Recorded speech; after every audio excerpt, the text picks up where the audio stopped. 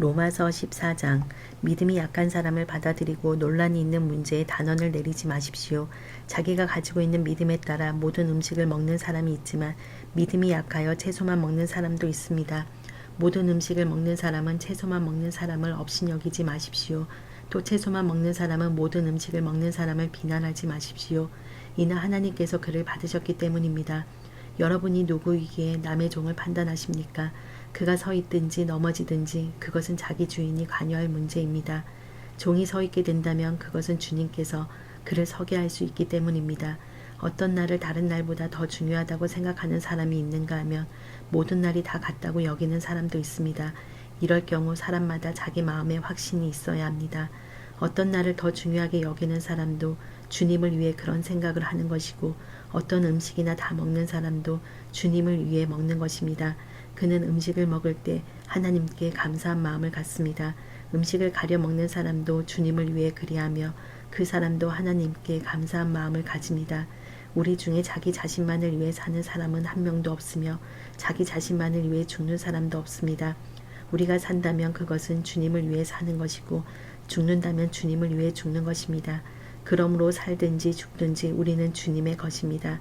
그리스도께서는 죽은 사람만 아니라 살아있는 사람의 주님이 되기 위해서 죽으셨다가 다시 살아나셨습니다. 그런데 여러분은 왜 여러분의 형제를 비판합니까? 왜 형제를 업신여깁니까?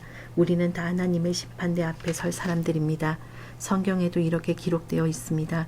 주님께서 말씀하시기를 내가 살아있나니 모든 무릎이 내 앞에 꿇을 것이요 모든 혀가 하나님께 자백할 것이다. 그러므로 우리는 각자 자신의 한 일에 대해 하나님께 사실대로 말씀드리게 될 것입니다.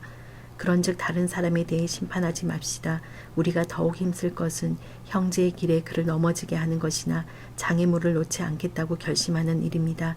내가 주 예수님 안에 있는 사람으로서 확신하기로는 그 자체로 부정한 음식은 하나도 없습니다. 어떤 음식이 부정하다고 믿는 사람이 있다면 그 사람에게는 그 음식이 부정한 것입니다. 음식 문제로 여러분의 형제가 상처를 받았다면 여러분은 사랑으로 행동한 것이 아닙니다. 그리스도께서 대신해서 죽으신 그 형제를 음식 문제로 망하게 하지 마십시오. 그러므로 여러분이 옳다고 생각해서 하는 것이 오히려 비난의 대상이 되지 않게 하십시오. 하나님의 나라는 먹는 일이나 마시는 일이 아니라 성령 안에서 누리는 의와 평강과 기쁨입니다. 이런 마음으로 그리스도를 섬기는 사람은 하나님을 기쁘시게 하고 사람들에게도 인정을 받습니다. 그러므로 우리 모두 화평함을 이루는 일과 서로 덕을 세우는 일에 힘씁시다. 음식 문제로 하나님의 일을 무너뜨리지 않도록 합시다. 음식은 다 깨끗한 것이지만 어떤 음식을 먹은 것이 다른 사람을 넘어지게 한다면 그것을 먹는 것은 그 사람에게 좋지 못한 것입니다.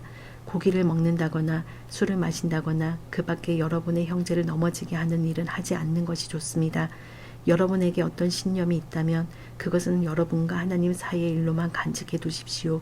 스스로 옳다고 믿는 일을 할 때 자신을 정죄하지 않는 사람은 복 있는 사람입니다.